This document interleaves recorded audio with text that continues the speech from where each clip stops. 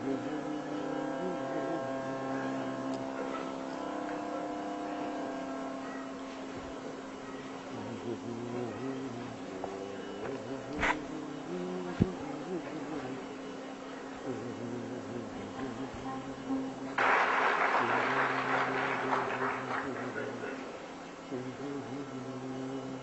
ఒకసారి ఇవ్వాలి. అక్కడ దాని మీద వెయిట్ పడండి.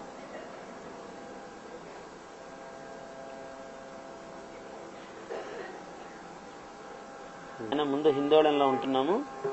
మళ్ళీ అంటే ఇప్పుడు ఇదంతా ఉంది మన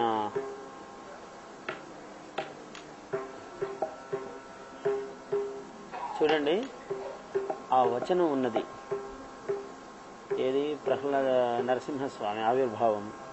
అది వచనం అది దేనిలో ఉన్నది?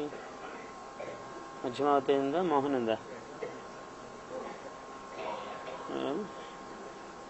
ఇట్లు దానవేంద్రుండు పరిగృహ్యమాన వైరుండును వైరానుబంధ జాజ్వల్యమాన రోషానలుండును. మధ్యమావతి కానివ్వండి.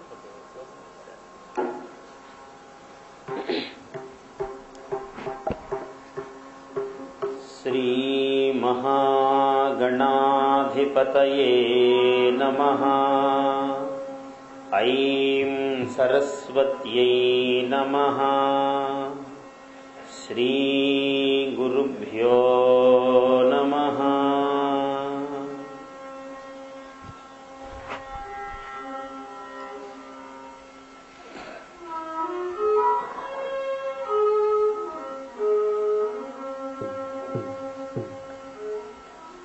ఇవాళ మధ్యే మణి న్యాయముగా మహాద్భుతమైన కథాఘట్టంలోకి ప్రవేశించబోతున్నాము.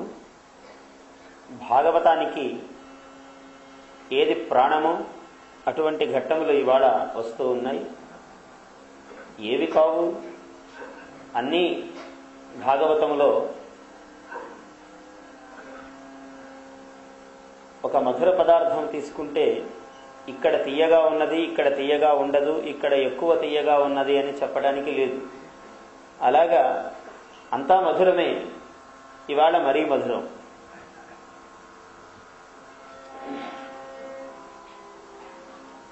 సప్తమ స్కంధంలోకి ప్రవేశిస్తున్నాము.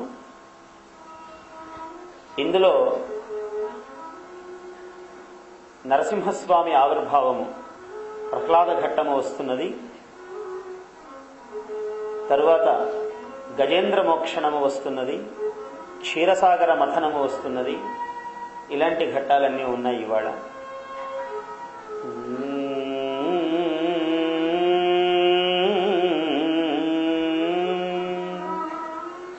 శ్రీమద్విఖ్యాతి లతాక్రామితరోదోంతరాళ కమనీయ మహాజీమూత తులిత దేహశ్యామల రుచిజాల రామచంద్ర నృపాల. సప్తమ స్కంధం ప్రారంభంలో రాముణ్ణి ఇలా సంబోధిస్తున్నాడు పోతన్న. శ్రీమద్ విఖ్యాతి లతాక్రామిత రోదోంతరాళ. ఆయన కీర్తి అనేటువంటి లత రోదోంతరముల యందు అంతా ప్రాకిపోయినదట. శ్రీమద్ విఖ్యాతి లతా ఆక్రామిత రోదోంతరాళ కమనీయ మహాజీమూత తులిత దేహ శ్యామల రుచిజాల రామచంద్ర నృపాల. ఆయన నీలమేఘశ్యాముడు గదా. కమనీయ మహాజీమూతం అంటే మేఘము. జీమూత తులిత దేహ శ్యామల రుచిజాల రామచంద్ర నృపాల. అటువంటి రామచంద్రుణ్ణి గురించి ఎన్నో కథలు గాథలు. రాముణ్ణి గురించి చెప్పకుంటే, రామనామము స్మరించకుంటే అసలు అది జీవితమా, అది నోరా అన్నాడు. రాముడు ఒకసారి యుద్ధం చేస్తున్నాడట. యుద్ధం చేస్తుంటే ఆకర్ణాంతము ఇలా లాగాడు బాణాన్ని. మామూలుగా ఏ వీరుడైనా చాలా వేగముగా బాణము వేసేటప్పుడు ఇలాగా ఈ చెయ్యి, కుడి చెయ్యి చెవిదాకా వస్తుంది. ఓ కవి చూశాడు సన్నివేశం. చూచాడా? మనోనేత్రంతో చూచాడు కవి. ఆయన అన్నాడనమాట, ఈ కుడి చెయ్యి ఎడమ చెయ్యి రెండు మాట్లాడుకుంటున్నాయట. మరి కవులకే వినిపిస్తాయి అలాంటివన్నీ. ఎక్స్రేలు కవుల ఈక్షణములు అన్నారు. కవుల చూపులు ఎక్స్రేలు అన్నారు. ఎక్స్రేస్ అంటే బయట మామూలుగా కనపడేది కాకుండా అంతస్థం ఏదైతే అయి ఉన్నదో అది కనపడుతుంది కవులకు. అది ఋషయ క్రాంతదర్శిన అన్నారు. ఋషులు అట్టివారు, క్రాంతముగా వారు దర్శనం చేయగలుగుతారు. అలా ఓ మహానుభావుడు చూశాడు. చూచి అన్నాడు, రామే బాహుబలం వివృణ్వతి రణే వామో బ్రవీత దక్షిణం. ఎడమ చెయ్యి కుడి చేత్తో అంటున్నదట. ఏమయ్యా కుడి చెయ్యి? భోగే కర్మణి భోజనే చ పురతో యుద్ధే కథం లజ్జసే. భోగానికి ఏదైనా చందనం అందుకోవడానికి, తాంబూలం అందుకోవడానికి, భోజనానికి కూడా ముందు వెడతావే నువ్వు. ప్రతిదానికి యుద్ధం అనేప్పటికీ నన్ను ముందుకు దోసి నువ్వు వెనక్కి వెళ్ళావే అని. రామే బాహుబలం వివృణ్వతి రణే వామో బ్రవీత్ దక్షిణం భోగే కర్మణి భోజనే చ పురతః. అన్నిటికీ ముందుంటావు. యుద్ధే కథం లజ్జసే. ఇక్కడ నీకు సిగ్గు లేదా? వెనక్కి వెళ్ళిపోయావు, నన్ను ముందుకు దోశావు యుద్ధం అని వచ్చేటప్పటికీ అని అన్నాడు. అంటే ఆ కుడి చెయ్యి చెబుతున్నది మళ్ళీ, సోపి అన్యం పునరబ్రవీత్ నహి నహి. ఎందుకోసం కాదయ్యా? ప్రష్టుం జగత్స్వామినం. స్వామిని ఒక విషయాన్ని అడగటం కోసం నేను ఇక్కడికి వెళ్ళాను అన్నదట. ఏమడగడానికయ్యా? అవసరమేముందంటే, ఛింద్యాం రావణవత్ ప్రపంతిం. మొత్తం రావణునికి 10 శిరస్సులున్నాయి కదా, ఒక్కసారి తీసేసేయాలా లేదా ఒక్కొక్కటిగా తీసేయాలా? అసలు ఆ యుద్ధ ప్రణాళిక ఏమిటని తెలుసుకోవడానికి వెళ్ళాను. ఛింద్యాం రావణవత్ ప్రపంతి మధవా ఏకైకమేవాధునా. ఒక్కొక్కటి తీయాలా, మొత్తం 10 ఒకసారి తీయాలా అని యుద్ధ విధానము తెలుసుకోవడానికి వెళ్ళాను గాని నీవన్నట్లుగా అలా భయపడి వెళ్ళలేదు అని మళ్ళీ ఈ చెయ్యితో సమాధానం చెప్పిందట. అంటే రాముణ్ణి చూస్తే అలా చమత్కారాలు పుట్టుకొస్తాయి అన్నమాట. కాబట్టి అటువంటి వాడు రాముడు సర్వ విషయములకు, సర్వ కవిత్వములకు, సర్వ ఆమ్నాయములకు ఆలవాలం రాముడు. కాబట్టి ఆ రాముడి నామముతో అంకితముగా చెబుతూ కృష్ణ పరమాత్మను కీర్తిస్తూ ఉన్నాడు పోతన్న. ఎంత గొప్ప విషయమో చూడండి. రాముడు ఆయనకు ఎన్ని విధాల దర్శనం ఇచ్చాడో. ఎక్కడెక్కడ సందర్భం వచ్చినప్పుడంతా చెబుతూ ఉంటాడు. కృష్ణుణ్ణి, రాముణ్ణి అభేదముగా అభివర్ణనం చేస్తూ ఉంటాడు. ప్రారంభంలోనే మీకు బీజప్రాయంగా కొన్ని విషయాలు చెప్పాను. కామోత్కంఠత గోపికల్, ఇది 7వ స్కంధములో వస్తున్నది. భయమునన్ కంసుండు వైరక్రియా సామగ్రిన్ శిశుపాల ముఖ్య నృపతుల్ సంబంధులై వృష్ణులున్ ప్రేమన్మీరలు భక్తిని ఏము ఇదే చక్రిన్ గంటిమి ఎట్లైనన్ ఉద్దామధ్యాన గరిష్ఠతన్ ఎట్లైనన్ ఉద్దామధ్యాన గరిష్ఠులైన హరిచందన్ వత్సుధాత్రీశ్వర. ఇలా ఏ విధముగానైనా భగవంతుణ్ణి మనము చేరవచ్చు. ఆ ప్రహ్లాద చరిత్ర చెబుతూ ఉన్నాడు. ప్రహ్లాదుడు అంటేనే ప్రకృష్టమైన హ్లాదనము కలిగినటువంటి వాడు. తనకు హ్లాదం ఉంది కాబట్టి ఒకరికి ఇవ్వగలవాడు. హ్లాదము అంటే సంతోషము, ఆనందము. సంతోషం అంటే చాలదు, ఆనందము అనాలి ఆ పదాన్ని. సంతోషానికి ఆనందానికి చాలా భేదం ఉన్నది. సంతోషము లౌకికంగా కలిగేటువంటి ఒక సాధారణమైన విషయము. ఆనందం అన్నది పరహ ఆనంద, పరం ఆనంద, ఉత్కృష్ట తరము, ఉత్కృష్ట తమము అయినటువంటిది ఆనందము.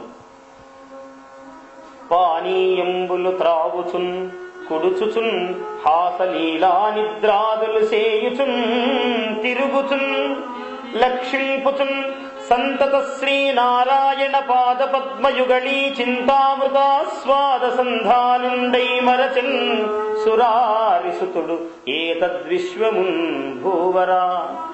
వీటిలో ఆయన మరచిపోయాడట. మామూలుగా ఇవన్నీ మనం ఇక్కడి నుంచే తీసుకోవాలి.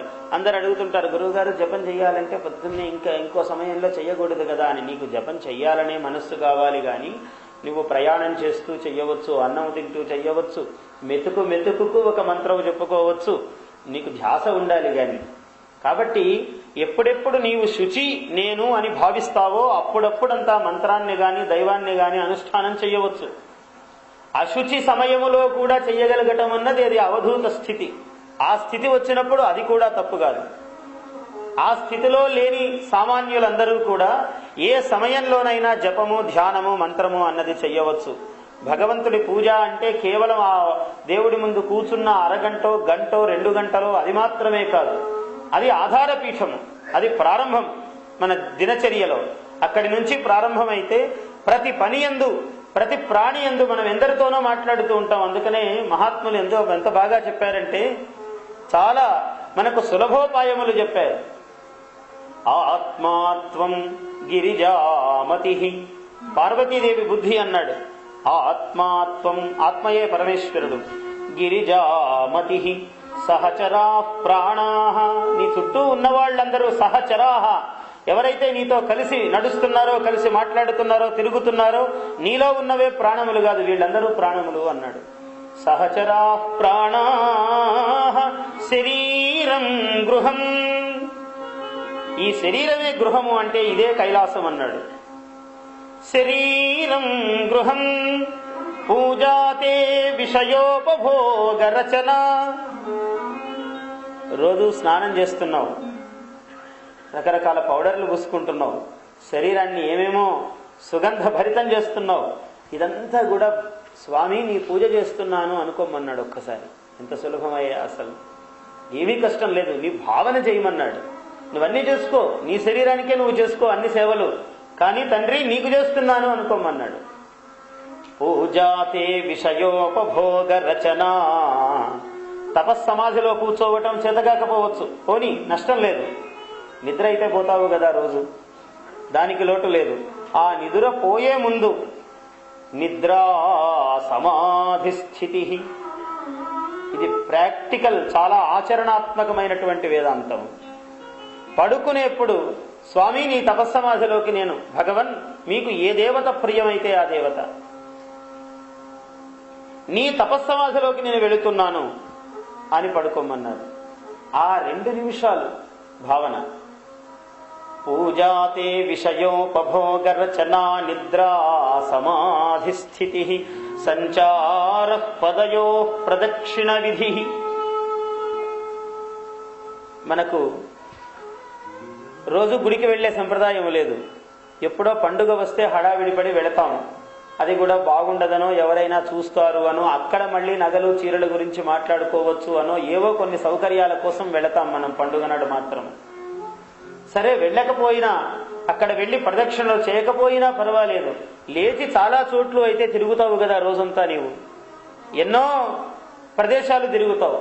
ఆ తిరిగే ప్రదేశాలన్నీ ఉన్నాయి కదా, నువ్వు బయలుదేరేటప్పుడు సంచార పదయో ప్రదక్షిణ విధి, స్వామి నీకు ప్రదక్షిణ చేస్తున్నాను అని ఒక మాట మధ్యలో గుర్తు చేసుకోమన్నాడు. ఎలాగా తిరుగుతాం, తిరిగేది ఆ మాట అనుకోమన్నాడు. సర్వ అణువు మొదలు అజాండము వరకు పరమేశ్వరుడు ఉన్నాడు ఈ ప్రపంచంలో. కాబట్టి నీ ప్రదక్షిణం ఎక్కడ చేసినా చెల్లుతున్నది. ఎంత సౌఖ్యం అండి, అనుకోవటమే కష్టం.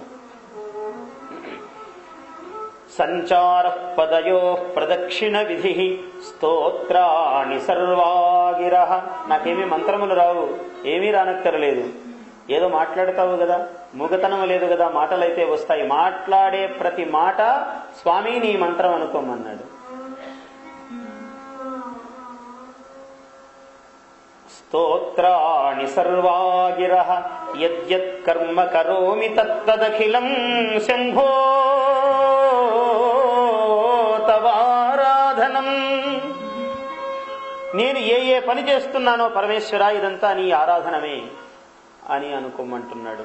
ఇలా అనుకున్నాడు కాబట్టే ప్రహ్లాదుడు పానీయంబులు త్రావుచున్ కుడుచుచున్ భాషించుచున్ హాసలీలా నిద్రాదుల సేయుచున్ తిరుగుచున్ లక్షింపుచున్ సంతత శ్రీనారాయణ పాద పద్మయుగళీ చింతామృతాస్వాద సంధానుండై మరచన్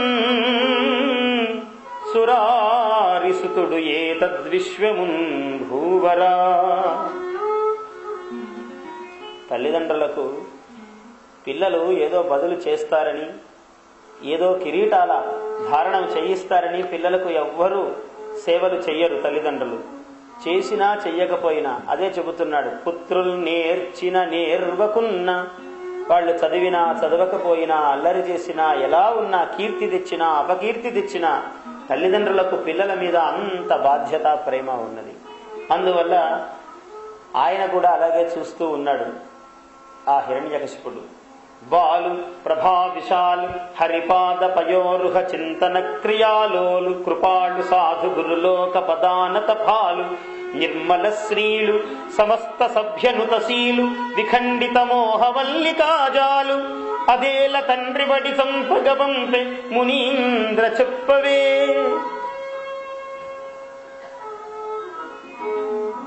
శౌనకాదులు అడుగుతున్నారు, ఓ మునీంద్ర, ఇటువంటి వాణ్ణి ఆ బాలుడు అంటే ఎలాంటి ప్రాసలు వేశాడు చూడండి పోతన గారు.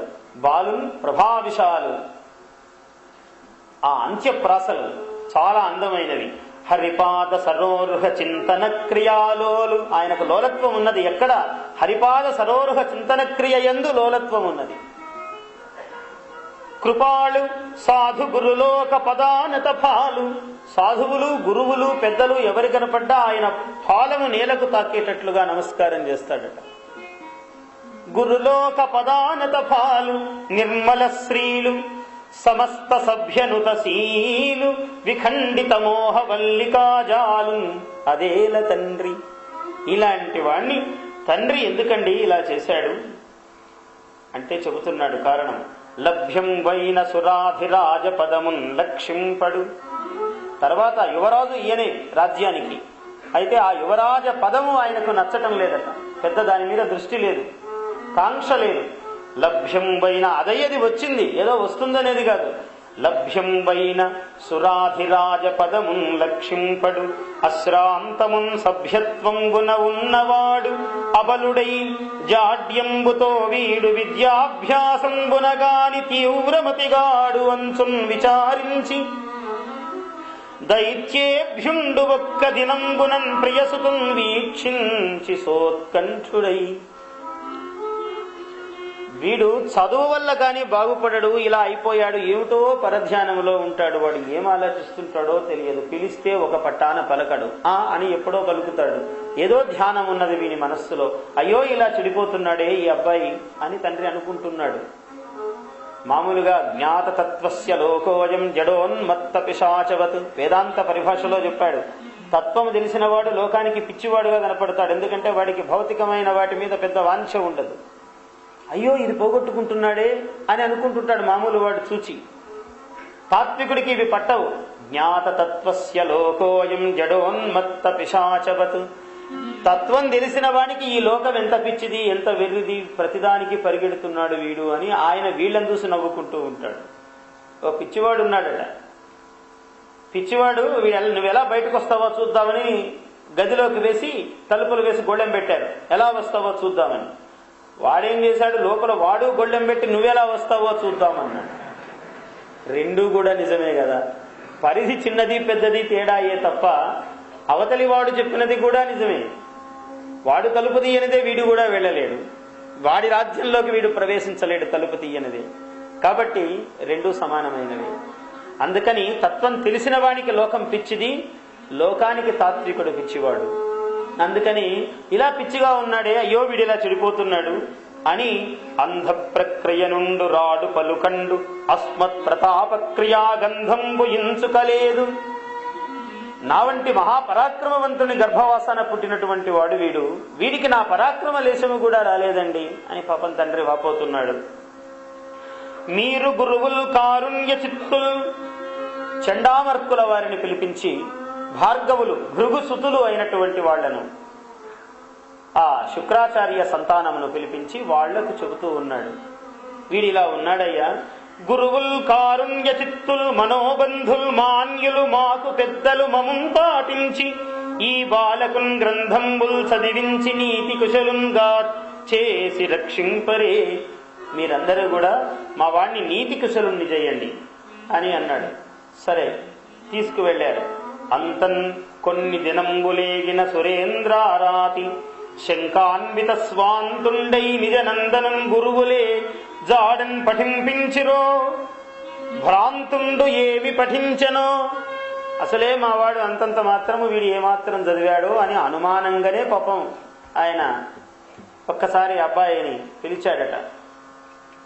భ్రాంతుండు గురువులు ఏ జాడన్ పఠింపించిరో, గురువులు ఏ విధంగా వీడికి విద్యాబోధనం చేశారో, భ్రాంతుండు ఏమి పఠించనో, పిలిచి సంభాషించి విద్యా పరిశ్రాంతిని సూచదగా కనేడని. ఇవాళ పిలిచి చూస్తాం అసలు వీడు ఏం చదివాడు అని అనుకున్నాడు. సరే, అబ్బాయిని తీసుకొచ్చారు. ఉత్సాహ ప్రభు మంత్రశక్తియుతమే. ఉత్సాహశక్తి, మంత్రశక్తి, ప్రభుశక్తి, ఇవి మూడు చాలా ప్రధానమైనవి మానవునికి. కేవలం రాజనీతిలో మరీ ప్రాధాన్యమైనవి, మానవ జీవితంలో కూడా చాలా ముఖ్యమైనవి. ఉత్సాహం దైవీ సంపద అన్నారు. నిత్యోత్సాహంగా ఉండాలి మానవుడు, ఎప్పుడు ఈసురోమని ఉండరాదు. అది ఆసురీ సంపద అన్నారు. ఎవడైనా దుఃఖపడుతూ ఎప్పుడు ఉద్విగ్నుడై ఎప్పుడు హడావిడిగా ఏముందిలేండి అని అన్నాడంటే ఆసురీ సంపద ఆవరించినట్టు లెక్క. దైవీ సంపద ఎలా ఉంటుందంటే తళుక్కుమని ఉంటుంది. అది మెరుస్తూ ఉంటుంది, మెరుపు ఆగదు. ఎప్పుడూ ఉత్సాహంగా ఉంటారు, నిత్యోత్సాహంగా ఉంటారు. ఆ దైవ అనుగ్రహం అది. ఆ దైవీ సంపద అలా మనల్ని మెరిసేటట్లు చేస్తూ ఉంటుంది. అందువల్ల ఎప్పుడూ ఉత్సాహంగా ఉండాలి. ఉత్సాహ శక్తి అన్నారు దాన్ని. మంత్రశక్తి రెండవది. మంత్రశక్తి, మంత్రణం, ఆలోచనా శక్తి. ప్రతిదాన్ని గురించి సరి అయిన ఆలోచన, అవగాహన, ఒక సమంచితమైన ఆలోచన. దేన్ని గురించి తప్పుగా ఆలోచించవద్దు, మంచిగానే ఆలోచించు. నీకు అది మంచిగానే పరిణమిస్తుంది. నీవే శంకాతంక మనస్కుడవై ముందే తప్పుగా ఆలోచన చేసావనుకో, నీకు అది అదిగానే భాషిస్తుంది. అది దానిలోని గొప్పతనం. కాబట్టి మంచిగానే భావించు, మంచిని తలంచు, ఇది గొప్పది అని సంభావించు. నీకెవరు కనపడ్డా ఈయన మహానుభావుడు అని అనుకో, నీకన్నా తక్కువ వాడని అనుకోవద్దు. ఎవరిని ఎవ్వరు కనపడ్డా, నీకెవ్వరు కనపడ్డా ఈయన నాకంటే గొప్పవాడు అనే మనోభావన కలిగి ఉండు. తప్పకుండా నీకు ఆ గొప్పతనము ఏదో నీకు భాసమానం అవుతుంది అందులో అన్నాడు. ప్రభుశక్తి, ప్రభుత్వం అంటే అధికారం. ఎప్పుడైతే నీకు సౌజన్యం ఉన్నదో, ఎదుటి వాళ్ళని ఇలా అనుకుంటావో, వాళ్ల మీద ఒక అధికారం వస్తున్నది. నీకు సౌజన్య అధికారం, నీకు తెలియని అధికారం. నీ ప్రభావానికి వాళ్ళు లోబడి, ఓహో ఈయన చాలా మహానుభావుడండి, వాళ్ళు నిన్ను కూడా మహానుభావుడిగా భావించే దశ వస్తున్నది. ఈ మూడు చాలా ప్రధానమైనవి. ఇవి రాచరికంలో మరీ ముఖ్యం అన్నాడు, రాజనీతిలో భాగం అన్నాడు. సరే, ఇక్కడ రాజు కాబట్టి, ఆయన రాజ్యాధికారి కాబట్టి ఇటువంటి వాడు కావలసిన వాడు ప్రహ్లాదుడు అని తండ్రి ఆలోచిస్తున్నాడు. పుత్రా, నీకు ఎయ్యది భద్రం వై ఉన్నది చెప్పుము అనిన కన్న తండ్రికి ప్రియ నందనుండు ఇట్లనియే. ఏం చదివావు నాయన అంటే మనవాడు చెబుతున్నాడు. ఎల్ల శరీరధారులకు ఇల్లను చీకటి నూతి లోపలం త్రెళ్ళక వీరు ఏము అను మతి భ్రమణంగున భిన్నులై ప్రవర్తిల్లక సర్వమున్ అతని దివ్య కళామయమంచు విష్ణునందు ఉల్లము చేర్చితారడవిండుటమేలు నిశాచరాగ్రణి. తండ్రితో అన్నాడు. ఎలాంటి సంబోధనల్లో ఎంత జాగ్రత్తగా ఉన్నది చూడండి. నిశాచర అగ్రణి అన్నాడు చివరికి. నీవు నిశాచరుడు అంటే రాత్రి యందు చరించేటువంటి వాళ్ళు రాక్షసులు. నిశాచరులలో అగ్రణి, అందులో గొప్పవాడివి నువ్వంటే రాత్రి తప్ప ఇంకో సమయంలో చరించేవాడివి కాదు అని సూచన చేస్తున్నాడు. నిశాచరాగ్రణి అని చివరికి సంబోధన చేశాడు. మొదలు పెట్టేటప్పుడే ఎల్ల శరీరధారులకు ఇల్లు అను చీకటి నూతి లోపలం, చీకటి అని మొదలు పెట్టాడు. ఇక్కడ నిశాచర అగ్రణి అని సంబోధించాడు.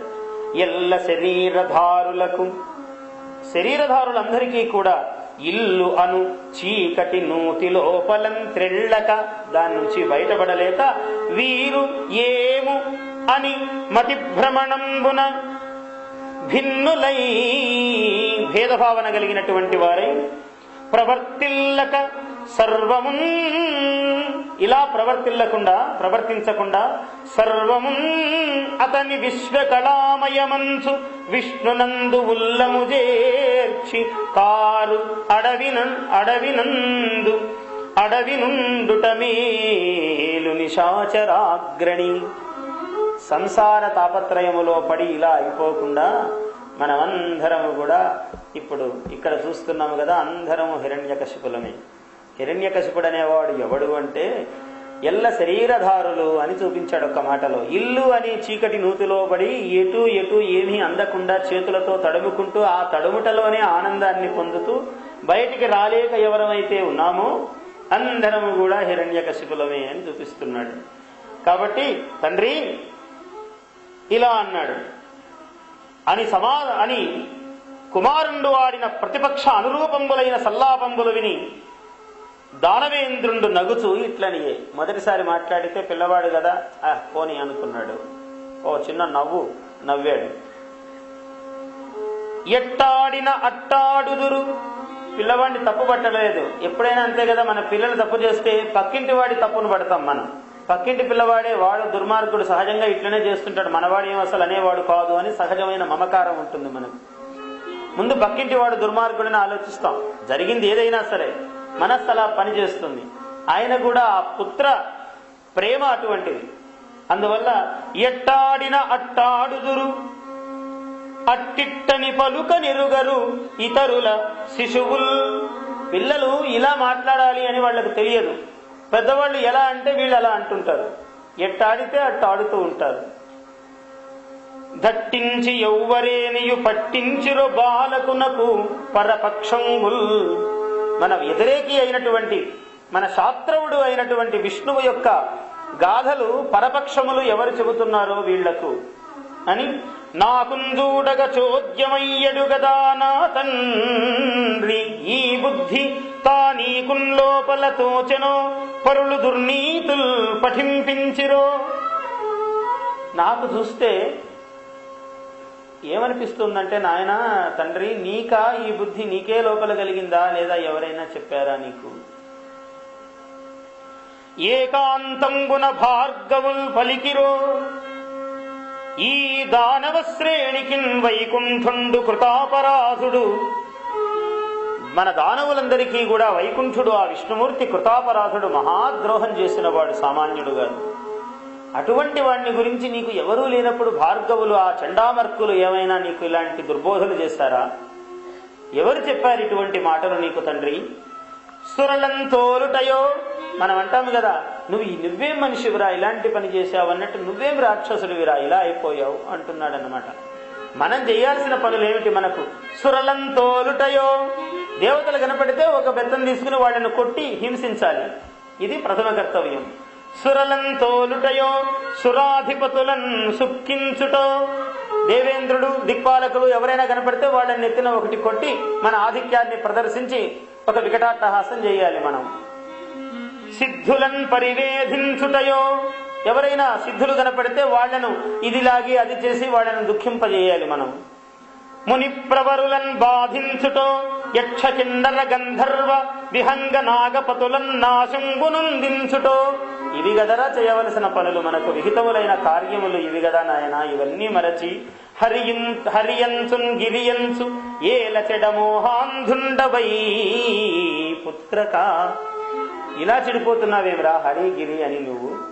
అసలు చేయవలసిన పనులు ఇవి కదా మనకు, ఇవన్నీ వదిలేసావేమిరా నువ్వు అని చాలా ప్రేమతో లాలనం చేస్తున్నాడు కొడుకును.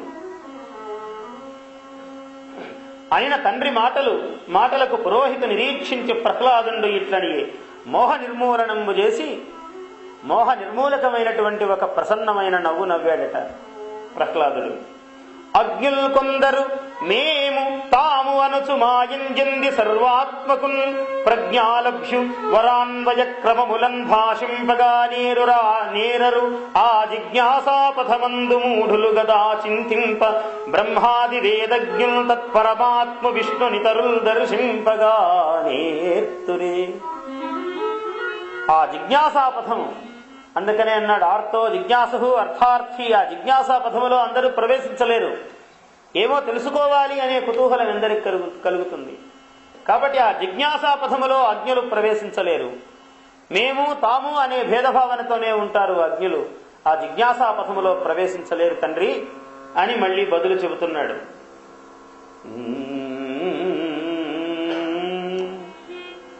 మోహన్కి వచ్చేయండి.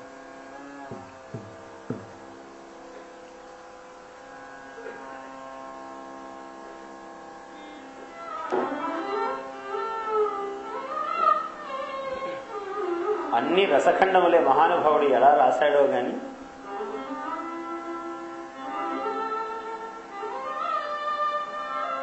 మందార మకరంద మాధుర్యమునదే మధుపంగునే మదనములకు నిర్మల మందాకిని వీచికలదూగురాయంచనునే తరంగిణులకు.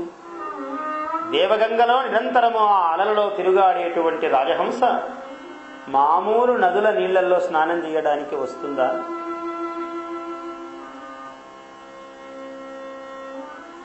ఒక చోట అందరూ ఒక పక్షుల గుంపు కనపడ్డది. ఒక మహానుభావుడు అక్కడికి వచ్చాడు. ఆయన కూడా ఒక శ్రేష్టమైన పక్షి. వచ్చి ఆయన అన్నాడు, ఎవ్వరవీవు కాళ్ళు మొగమెర్రనా. ఇవన్నీ అడిగాయన్నమాట అక్కడున్న పక్షులన్నీ కూడా. నీవెవరు, నీకు కాళ్ళు ముఖము మాత్రం ఎర్రగా ఉన్నాయే, ఎవరు నువ్వు అని అడిగాయి ఇవన్నీ. ఎవ్వరవీవు కాళ్ళు మొగము ఎర్రనా అంటే హంసమా, నన్ను హంస అంటారండి అని అన్నది. నీకు కాళ్ళు ముఖము మాత్రమే ఎర్రగా ఉంటాయి, హంసకు తక్కినదంతా తెల్లగా ఉంటుంది హంస. హంసమా అని అంటే ఎందునుందువో, మీ ఊరేది, ఎక్కడుంటావు అని అడిగారు. దౌల మానసంబునను, చాలా దూరం అండి మా ఊరు, మానస సరోవరం అని నేను అక్కడుంటాను అన్నది. దాన విశేషములేమి తెలుపుమా, మీ ఊళ్ళో ఏమిటండి ప్రత్యేకత? మవ్వపు కాంచనాబ్జముల మౌక్తికముల్ కలవు అందు. మవ్వపు కాంచనాబ్జముల మౌక్తికములు, ముక్తాఫలాలు, రత్నాలు ఇలాంటివన్నీ ఉన్నాయండి అని అన్నదట. నత్తలో, నత్తలు లేవా మీ ఊళ్ళో అని అడిగాయి. ఇవన్నీ కొంగలు, వీటికి రోజు కనపడేది నత్తలు. అవి వాటి పరిధి, జ్ఞానం యొక్క పరిధి అది. నత్తలో, నత్తలు లేవా మీ ఊళ్ళో అని అంటే పాపం అది ఇలా ఆకాశం చూసి అవ్వి ఎరుంగను, అవేవో నాకు తెలియదే అన్నది. అన్న అహహాయని నవ్వె బకంబులన్నీయున్. అప్పుడు బకములన్నీ కూడా ఇది కూడా నీకు తెలియదా అని పరిహసించినాయట.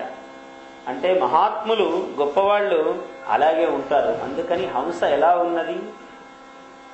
నిర్మల మందాకిని వీచికలతూగురాయంచనునే తరంగిణులకు.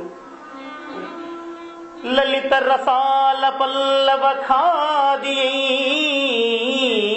చొక్కు కోయిల చేరునే కుటజములకు. పూర్ణేందు చంద్రికా స్ఫురిత చకోరకంబు అరుగునే సాంద్రనిహారములకు.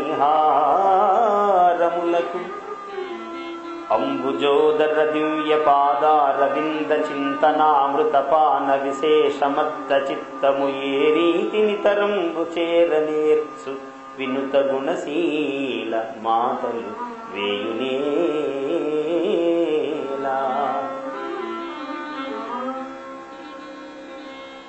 చాలా కోపం వచ్చింది రాజుకు.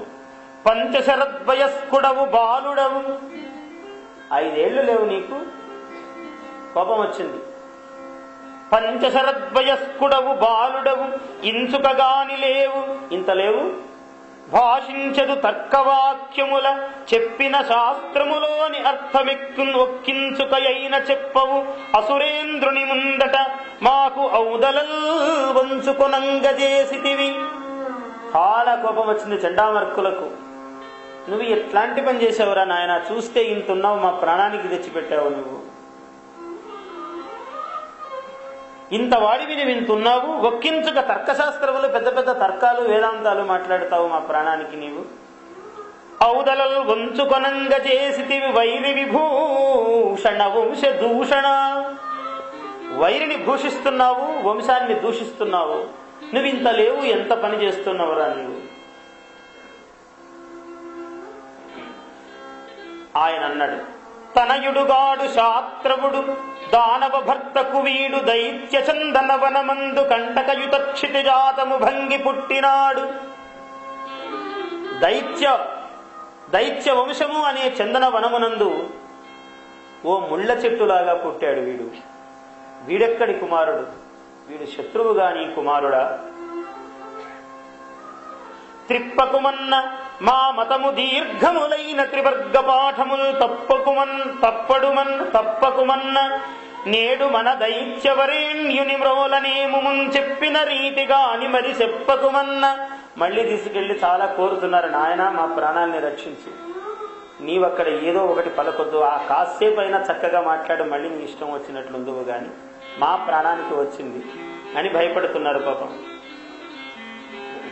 చెప్పిన రీతిగాని మరి చెప్పకుమన్న విరోధి నీతులన్ విప్పకుమన్న దుష్టమగు విష్ణు చరిత్ర కథార్థజాలముల్. ఇవసలు ఏమి మాట్లాడొద్దు నాయన. శిక్షించితి మంద్యములగు పక్షంబులు మాని నీతి పారగుడయ్యన్. కొన్నాళ్ల తర్వాత మళ్ళీ తీసుకొచ్చారు. రాజా ఇప్పుడు చూడండి అని తీసుకొచ్చారు పాపం. రక్షో వంశాధీశ్వర వీక్షింపుము నీ కుమారు విద్యాబలము. ఇప్పుడు చూడండి, అప్పుడంటే ఏదో అట్లా అయింది కానీ ఇప్పుడు చూడండి రాజేంద్ర అని అన్నారు. ఎంత ప్రేమ చూపిస్తున్నాడో చూడండి. శుక్రకుమారుకు వచనంబులాకర్ణించి దానవేంద్రుండు తనకు దండ ప్రణామంబు చేసి నిలుచున్న కొడుకును దీవించి. మరి చాలా వినయ సంపన్నుడు కదా, విద్యా సంపన్నుడు. తండ్రికి సాష్టాంగ దండ ప్రమాణము చేశాడట. అంటే మామూలుగా అహంకారము మమకారము అన్ని వదిలిన వాడే సాష్టాంగ నమస్కారం చేస్తారు. మామూలుగా అనేక రకాలైన నమస్కారాలు మనం చూస్తుంటాం, అంటుంటారు ఇట్లా చెయ్యని, ఇట్లా అని, ఇలా అని రకరకాలుగా అంటుంటాం నమస్కారాలు. అంటే ఇవన్నీ అంత చిత్తశుద్ధి లేకుండా చేసే నమస్కారాలు. అవి ఇట్లా కూడా అన్నాం అన్నమాట. కనీసం ఇలా అనవచ్చు నమస్కారం. మనం ఇలా అనటం రకరకాలుగా సంభావనలు చేస్తుంటారు. అందుకని ఉరసా శిరసా శిరసా దృష్ట్యా మనసా వచసా పద్భ్యాం కరాభ్యాం కర్ణాభ్యాం ప్రణామః అష్టాంగ ఉచ్యతే అన్నారు. ఇవన్నీ నేలకు తాకేటట్లుగా స అష్ట అంగము సాష్టాంగము అన్నారు. అప్పుడు కదా మనకు అహంకారం ఉండదు. ఆ నేల ధూళి తాకితే ఎక్కడ చేస్తాము? ఏ గురు సన్నిధిలోనో, ఆచార్య సన్నిధిలోనో, దైవ సన్నిధిలోనో ఇలాంటి నమస్కారం చేస్తాం. అక్కడ మహాభక్తులందరూ సంచరించి ఉంటారు కాబట్టి ఆ ధూళి నీ శరీరానికి అంటుతుంది. అందుకని అలాంటి నమస్కారాలు చేయమన్నారు. అక్కడ ఊరికి ఇట్లా అని అట్లా అని చెయ్యొద్దన్నారు. అలా సాష్టాంగ దండ ప్రణామము చేసినటువంటి ఈయనకు కొడుకును దీవించి బాహుదండంబులు సాచి దగ్గరం దిగిచి పెద్ద తడవు గాఢాలింగనంబు చేసి తన తొడ మీద నిడుకొని చుంచుదువ్వి చుబుకంబు పుణికి. చూసారా, అంటే కొడుకును ఎలా సంభావించాలో చూపిస్తున్నాడు. చుబుకంబు పుణికి చెక్కిలి ముద్దుగొని శిరంబు మూర్కొని. తల వాసన చూస్తారు, అది ప్రేమకు పరాకాష్ఠ. పిల్లల్ని తల వాసన చూడటం అన్నది. శిరంబు మూర్కొని, వాసన చూడడం అంటే ఆ మాట కూడా తగ్గుతుంది. మూర్కొనటము అని అనాలి దాన్ని. శిరంబు మూర్కొని ప్రేమాతిరేక సంజనిత బాష్ప బిందు సందోహంబులన్ అతని వరద వదనారవిందంబు తడపుచు. ఎంత దానవేంద్రుడు రాక్షసేంద్రుడైనా ఆయన మరి కుమారుడు కదా, ఆ ప్రేమ కళ్ళల్లో నీళ్లు తిరుగుతూ ఒకటొకటిగా బొట్లు పడుతున్నాయట. కుమారుని శిరస్సు తడుస్తున్నదట అక్కడక్కడ. బాష్ప బిందు సందోహంబులు అతని వదనారవిందంబు తడుపుచు మంద మధుర ఆలాపంబుల ఇట్లని. చాలా మృదువుగా మెల్లగా శోద్యం వయ్యడు ఇంతకాలమరిగన్. ఎన్నో నాళ్ళయిందిరా నిన్ను చూచి. శోధించి ఏమేమి సంవేద్యాంశంబులు చెప్పిరో గురువులు ఏ వెంటన్ పఠింపించిరో. విద్యాసారమిరుంగగోరద భవద్విజ్ఞాత శాస్త్రంబులో పద్యంబు ఒక్కటి చెప్పి సార్థముగా తాత్పర్యంబు భాషింపుమా. ఏది?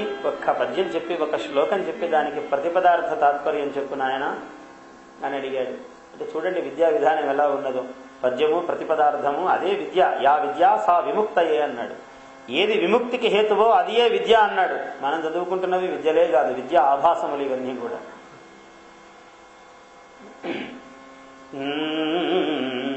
నిన్నున్మెచ్చరు నీతి పాఠమహిమన్నీతోడి దైత్యార్భకుల్ కన్నారన్నియు చెప్పనేర్తురు గదా గ్రంథార్థముల్.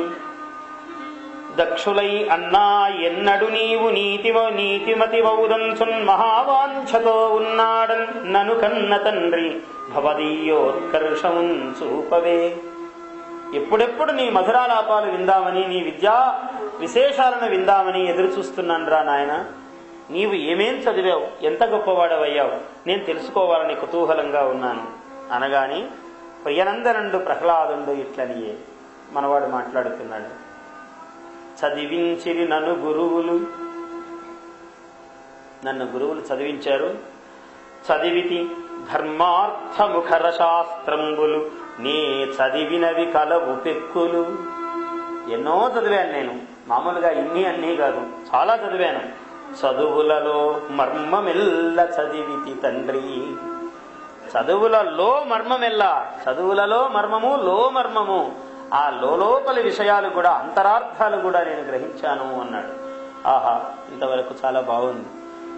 తను హృద్భాషల సఖ్యమున్ శ్రవణమున్ దాసత్వమున్ వందన అర్చనముల్ సేవయు ఆత్మలో ఎరుకయున్ సంకీర్తనల్ చింతనంబు అన్ని 9 భక్తి మార్గముల. ఇంతవరకు బాగానే ఉన్నాడు. చెప్తున్నాడు, నవవిధమైన భక్తులు చెబుతున్నాడు. తను హృద్భాషల సఖ్యమున్, స్నేహము, శ్రవణమున్, దాసత్వమున్, సేవ, వందన అర్చనముల్, సేవయు ఆత్మలో ఎరుకయున్. ఇవన్నీ బయట బాహ్యంగా చేస్తూ లోపల జ్ఞానము. మళ్ళీ సంకీర్తనల్ చింతనంబు అనుని 9 భక్తి మార్గముల సర్వాత్మున్ హరిన్నమ్మి సజ్జనుడయ్యుండుట భద్రమంచుతలతన్ సత్యం దైత్యోత్తమా. ఈ 9 మార్గములలో సర్వాత్మకుడైనటువంటి శ్రీహరిని సేవించటమే శ్రేయస్సు అని తెలుసుకున్నాను అన్నాడు. అంధేందోదయముల్, స్వరం పెంచాడు ఇంకా, మహాబధిర శంఖారావముల్, మూక సద్గ్రంథాఖ్యాపనముల్, నపుంసకవధూకాంక్షల్, కృతఘ్నావళీ బంధుత్వంబులు, భస్మహవ్యములు, లుబ్ధద్రవ్యముల్, క్రోడ సద్గంధంబుల్, హరిభక్తి వర్జితుల రిక్తౌ వ్యర్థ సంసారముల్. కమలాక్షునర్చించు కరములు శ్రీనాథు వర్ణించు జిహ్వ సురరక్షకుని చూచు చూట్కులు శేషశాయికి మృక్కు శిరము విష్ణునాకర్ణించు వీనులు మధువైరిదవిలిన మనము భగవంతు వలగొను పదములు పురుషోత్తముని వీది బుద్ధి దేవదేవుని చింతించు దినము చక్రహస్తుని ప్రకటించు చదువు కుంభినీధవు చెప్పెడి గురుడు తండ్రి హరిచేరుమనియడి తండ్రి. మహావిష్ణువునే కీర్తించరా అని చెప్పే తండ్రి అన్నాడు. ఆ ఆఖరికి ఆ మాట కూడా చెప్పాడు. కంజాక్షునకు గాని కాయంబు కాయమే పవన గుంభిత చర్మ భస్త్రిగాక. భగవంతుణ్ణి కీర్తించని శరీరము కేవలము వాయువుతో నిండినటువంటి గాలి తిత్తి కొలిమి దగ్గర ఉంటుంది కదా, అలాంటి తిత్తి అన్నాడు. భస్త్రి, చర్మభస్త్రి అన్నాడు. వైకుంఠుపగడని వక్త్రమే ఢమఢమధ్వనితోడి ఢక్కగాక. వాడు వేరే విషయాలు మాట్లాడితే ఆ నోరా అది ఢక్క అన్నాడు. హరిపూజనము లేని హస్తమే తరుశాఖ నిర్మిత దర్విగాక. గరిటె ఉంటుందే, అది ఒక కర్రతో చేసినటువంటి గరిటె. ఆ భగవంతునికి నమస్కారము చెయ్యని చెయ్యి, ఆ రుచి ఏమీ రసము తెలియనటువంటి గరిటె వంటిది దర్వి అన్నాడు. హరిపూజనము లేని హస్తమే తరుశాఖ నిర్మిత దర్విగాక. కమలేషు చూడని కన్నులే తను కుడ్యజాల రంధ్రములుగాక. శరీరము అనే గోడకు 2 రంధ్రాలు పెడితే ఎలా ఉంటుందో అలాంటిది గాని అప్పుడు ఇవి కళ్ళు కావు అన్నాడు ఆయన్ని చూడకపోతే. చక్రి చింతలేని జన్మమే తరళ సలిల బుద్బుదంబుగాక. విష్ణు భక్తి లేని విబుధుండు విబుధుడే పాదయుగముతోడి పశువుగాక. దానికి మనకు ఏమీ భేదం లేదన్నాడు. సంసార జీమూత సంఘంబు విత్సునే చక్రిదాస్య ప్రభంజనము లేక. కవి అయిన వాడికి, మహర్షి అయిన వాడికి ఇంతకన్నా గొప్ప సన్నివేశం ఏముంది వర్ణించడానికి. ఒక పద్యము మీద పద్యము అలాగ మెట్టు మెట్టు మెట్టుగా మనల్ని వైకుంఠ ద్వారాల కడకు తీసుకువెడుతున్నాడు పోతన. సంసారము అనే జీమూత సంఘము, మేఘ సంఘము వీడిపోదు. చక్రి దాస్యము అనే ప్రభంజనము గనక ఉన్నట్లయితే ఆ జీమూత సంతానము అంటే మేఘముల బృందము పక్కకెళ్ళిపోతుంది.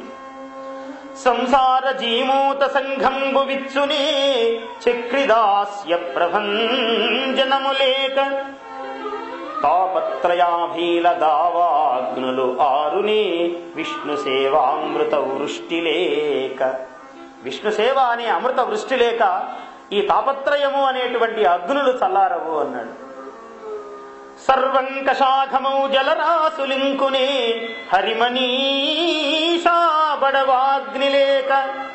అగ్ని వర్షముతో చల్లారుతుందన్నాడు.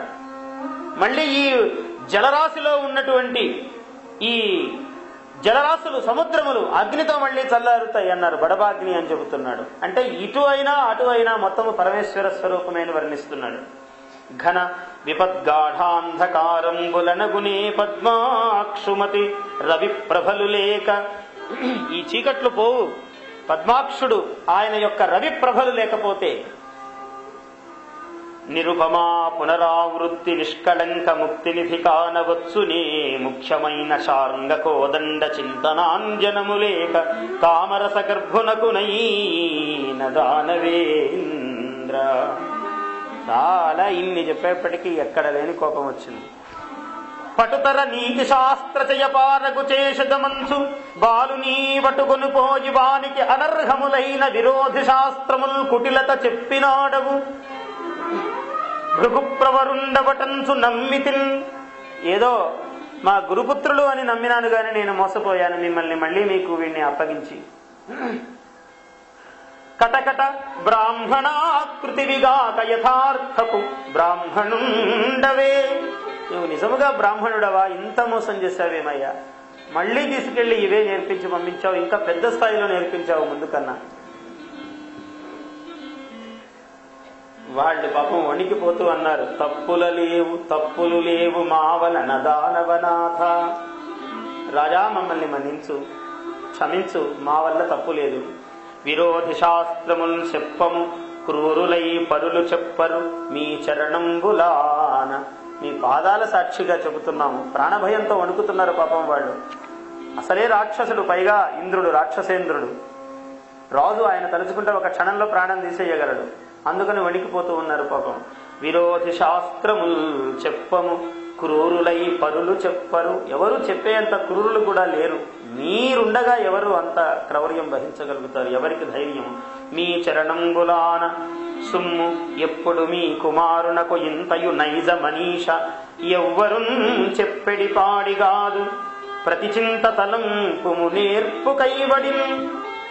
జాగ్రత్తగా దీన్ని ఎలాగ తరణోపాయము, దీన్ని దాటడానికి ఉపాయం ఏదో ఆలోచించండి మహానుభావ. మనవాడికి పుట్టుకతో వచ్చినది గాని ఎవరు చెప్పినది కాదు. ఇది నైజ మనీష, నిజముగా తనలో నుంచి వచ్చినటువంటి బుద్ధి ఇది అన్నాడు.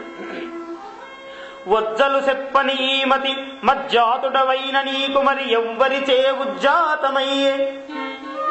గురువులు చెప్పని ఈ దుర్బుద్ధి నా కుమారుడవైన నీకు ఎట్లా సంప్రాప్తించినదిరా? తజ్జనులన్ పేరు కొనుము తగ నామ్రోలన్. వాడెవడో చెప్పు అన్నాడు. అంటే ఒకరు చెబితే వచ్చేదా ఈ విద్య తండ్రి అని చెబుతున్నాడు. అచ్చపు చీకటింబడి గృహమృతులై విషయ ప్రవిష్టులై చచ్చుచు పుట్టుచున్ మరల చెర్విత చెర్వణులైన వారికి చెచ్చునే పరులు చెప్పిననైన నిజేక్షనైన ఏమిచ్చిననైనా. ఇలా ఒకరు చెబితే వస్తుందా, నేను ఇంతగా చెబుతున్నాను నీకు వచ్చిందా అనే భావన సూచిస్తున్నాడు అన్నమాట. ఏమిచ్చిననైనా కానలకు నేగిననైన హరిప్రబోధములు. కానని వాని నూతగొని కానని వాడు విశిష్ట వస్తువులు కానని భంగి. కర్మములు కైకొని కొందరు కర్మబద్ధులై కానరు విష్ణు కొందరట కందు రచించిన వైష్ణవాంధ్రి సంస్థానరజోభిషిక్తులకు సంహృత కర్మములు దానవేశ్వర. అకించనులై సంహృత కర్మలు వాళ్ళు మాత్రమే ఆయన్ని చూడగలుగుతారు అంటున్నాడు. కందురు కనగలరు ఎవరు? సంహృత కర్మలు, కర్మలను ఉపసంహరించి జ్ఞాన మార్గములో నడిచేటువంటి యోగులు మాత్రమే ఆ మహాత్ముణ్ణి చూడగలుగుతారు. అందరికీ సాధ్యమా? ఓరి పిచ్చివాడా, క్రోడం వైపిన తండ్రి చంపే అనితా క్రోధించి చిత్తంబులో వీడంజేయడు బంటు భంగి. వీడికి ఇంత బుద్ధి లేదేమండి? హిరణ్యాక్షుణ్ణి చంపినాడు క్రోడంబై, ఆయన ఆదివరాహమై చంపినాడు. మన వాళ్లను చంపినారనే జ్ఞానము కూడా లేదు వీడికి. క్రోడంబై పినతండ్రి చంపెననితా క్రోధించి చిత్తంబులో వీడంజేయడు బంటు భంగి. హరికిన్ విద్వేషికిన్ భక్తుడై ఓడండక్కట ప్రాణవాయువులు వీడొప్పించుచున్నాడు. నా తోడన్ వైరము పట్టెనిట్టి జనకద్రోహిన్ మహిన్ గంటిరే. ఇంత తండ్రికి కూడా ద్రోహం చేసేవాడిని ఎక్కడైనా ప్రపంచంలో చూశారా? అంగౌరాతములో చికిత్సకుడు దుష్టాంగంబు ఖండించి, వైద్యుడు శరీరాంగములలో విషము ప్రవేశించిందనుకోండి, ఒక పాము విషం ఎక్కుతుంది అంటే వేలికి, ఈ వేలు ఇక్కడికి ఖండించకపోతే ఈ శరీరం అంతా విషం ప్రాకుతుంది. కాబట్టి వీడొక్కడు పిల్లవాడు అని వీడిని వదిలేస్తే వీడు మొత్తం దానవ వంశాన్నంతా నాశనం చేయగలవాడు. వీడొక్కడు చాలు పాడు చేయడానికి. అందువల్ల అంగౌరాతములో చికిత్సకుడు దుష్టాంగంబు ఖండించి శేషాంగ శ్రేణికి రక్షసేయు క్రియ. తక్కిన అంగములను రక్షించేటువంటి మాదిరి ఈ అగ్యున్ కులద్రోహి దుస్సంగున్ కేశవ పక్షపాతిని అధమున్ చంపించి తీ వీరౌ వ్రతోత్తుంగ ఖ్యాతి చరించదన్ కులము నిర్దోషంబు గావించదన్. వంశమునకు దోషలేశము కూడా లేకుండా వీడిని సంహరింపజేస్తాను నేను అనే నిశ్చయానికి వచ్చినాడు. వచ్చి ఆయన భయంకరమైనటువంటి ఏనుగుల చేత తొక్కిస్తున్నాడు. పెద్ద పెద్ద కొండలపై నుంచి పడవేయిస్తున్నాడు. ఏమి చేసినా కూడా పారలు లేచి దిక్కులకు పరిగెత్తటం లేదు. బాహువులొడ్డడు, చేతులు అడ్డం పెట్టడం లేదు. బంధురాశిలో దూరడు, ఘోర కృత్యమని దూరడు. అయ్యో ఇంత చేస్తున్నారే నాకు అపకారం అని అనడు నోటితో. తండ్రిని మిత్రవర్గమున్ చీరడు. తండ్రిని గాని ఆయన మిత్రవర్గమును గాని ఎవ్వరిని కూడా సమీపించటము లేదు, దూషించటము లేదు. మాతృసంఘము వసించు సువర్ణ గృహంబులోనికి దారడు. కావరే అనడు, తాపమునుందడు, కంటగింపడు. ఏమి చేసినా నిశ్చలంగా ప్రశాంతమైన మనస్సుతో ఉన్నాడు. సర్వాత్మకంపైనట్టి ఇట్టిదని నిర్దేశింపరాని పరబ్రహ్మమును ధ్యానిస్తూ ఉన్నాడు ఆయన. శూలమునని నిశాచరులు సృక్కక దేహము నిగ్రహింపగా ఏమి చేసినా కూడా ఆయనలో మార్పు లేదు, భయము లేదు. మళ్ళీ అంటున్నాడు, లోకములన్నీయున్ గడియలో నజయించితివి. దానవేంద్ర, తండ్రి నీవు సామాన్యుడవు కావు. మొత్తం లోకాలన్నీ కూడా ఒక గడియలో జయించినావు నీవు. లోకములన్నీయున్ గడియలో నజయించిన వాడవు. ఇంద్రియానీకము చిత్తమున్ గెలువనేరవు. నీవు జయించనిదంతా నీ ఇంద్రియములను నీ చిత్తమును మాత్రమే. సర్వ ప్రపంచమును నీవు వశీకరించుకున్నావు. నిన్ను నిబద్ధు చేయు ఈ భీకర శత్రులార్వుర ప్రభిన్నుల చేయు. భూతకోటిలో నీకు విరోధి లేడొకడు నేర్పున చూడు.